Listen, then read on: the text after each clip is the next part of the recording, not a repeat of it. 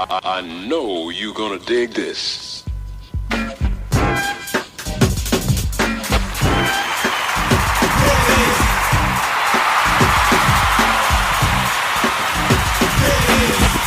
Yo. Welcome to the End Zone Club, where we have conversations that are designed to push you from walking in potential to fulfilling your purpose. And introducing our host, Anthony Mitchell. Yo. What's good, everybody? You know, if you hear the sound of my voice, that means we are back, fresh off the press, with conversations about things we know now that, of course, I wish I knew when I was your age. Yo, these conversations are designed to push us from walking in potential to actually fulfilling our purpose. But let's let the beat ride out. Anyway, guys, this is your host, Anthony Mitchell, host of the End Zone Club podcast, where we come at you guys twice a week with conversations about things we know now that we wish we knew when we were your age. Lately, I've been on a string where I have had a lot of phenomenal special guests with me in the building, but today I wanted to keep it very short, so I had to go solo dolo. That's a mouthpiece. Typically, by now, I've already dropped advertisements and words from our sponsors, but I just wanted to honestly come at you guys from my heart to yours. And in order to do that, I wanted to cut all the theatrics out and jump straight into it. But first of all, good morning, evening, afternoon. How is everybody? Is everybody okay? All right, let me cue the music. By me cueing this music, that means that I now get to calm down a little bit and come at you guys a little less aggressive. But I wanted to start this episode off with the phrasing of a question. And that question being, have you ever had success after failure? Meaning, have you ever went after something that you did not achieve at the first time? Maybe the second time. Maybe it's something you were passionate about. Maybe there's something that you have really looked forward to doing that when you got a chance to actually get your hands on it, the first time you weren't successful. Last night I had an opportunity of bringing my kids to a full-out production casting for basically a replica play. Now, you guys know that as kids are growing up, it's very good to keep them encouraged and also to keep them very active in different facets of activity. One of the reasons we take our kids and we put them in different facets of activity is we have a proclivity of believing that whatever we expose our kids to now, that it will make them more fulfilled and more apt to be able to deal with life kind of people down the road. A lot of us never had an opportunity from a young age of being in plays or doing things. Thankfully, I did. And I understood the tenets that I gained from being involved with plays, from learning things like public speaking, learning how to overcome fears of speaking in front of people, also learning how to let down my guard and to let the real me flourish as God presents opportunities of advancement through gifts. In my church growing up, we would often do plays and various theatrical performances, whether they had you in the youth choir, whether you were a musician, whether you were just the one who served and helped pick up paper and, picked up tables and put tables up, those sorts of things. By keeping you busy, it was teaching you how to be multifaceted at life. A lot of these virtues being virtues that I have used as I've gotten older. Now, as we've gotten older and we're teaching our kids these same things, my kids brought to us an opportunity to do a play and they were excited about it. However, it required them to have to audition for a part.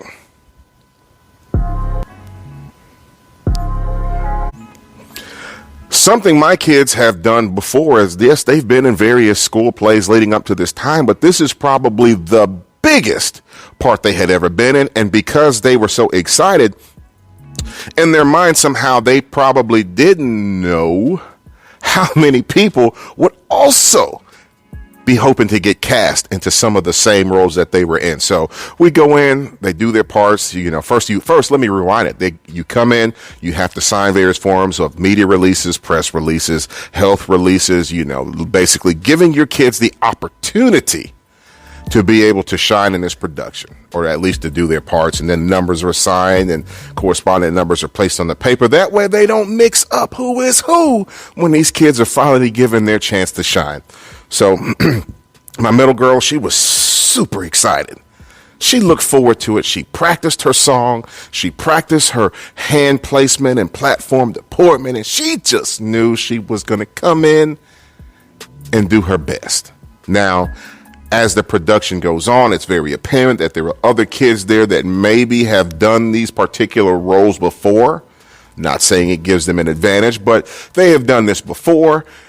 They're very familiar with the production. They know the stage hands. They know the producers, the directors. They know everything. And it shows in their level of confidence and voice projection as they do their parts. Because there were so many kids doing it, they allowed us to basically leave after your kids do their part, and then later on that night or first thing in the morning, they were going to produce a list which put all the kids in their place. This morning I woke up and my daughter was crying. This main role that she thought she was hopefully going to get didn't go to her.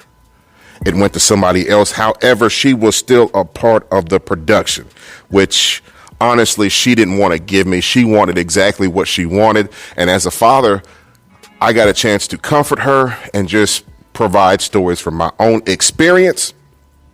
Because as a dad, yes, I have been in that point before, but I told this story to basically circle back around.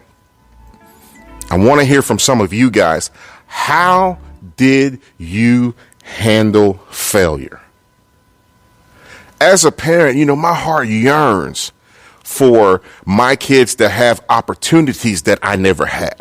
As a parent, it's like my desire is for my kids to walk in every door that is afforded to them and for them to own the day. But I realize as a parent that you're not going to always have everything handed to you. Even when you work for things, even when you followed all of the 3 steps that many of us think, hey, if you do this like this, success instantly comes. Sometimes success does not come to you just because you follow a 3-step process. It is inevitable that sometimes along your path, you were not instantly going to have things come your way. And I think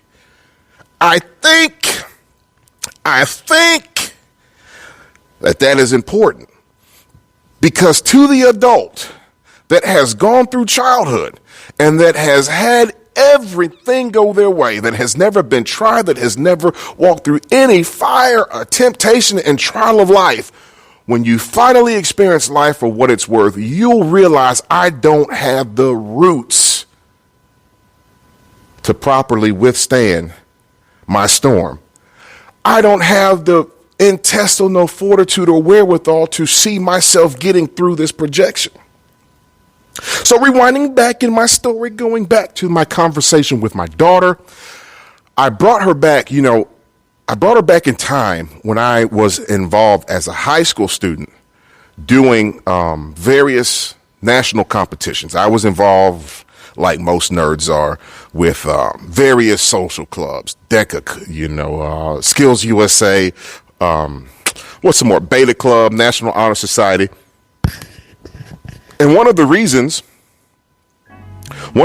that I, y'all like that song? Let me change this up. Let me go more something preachy.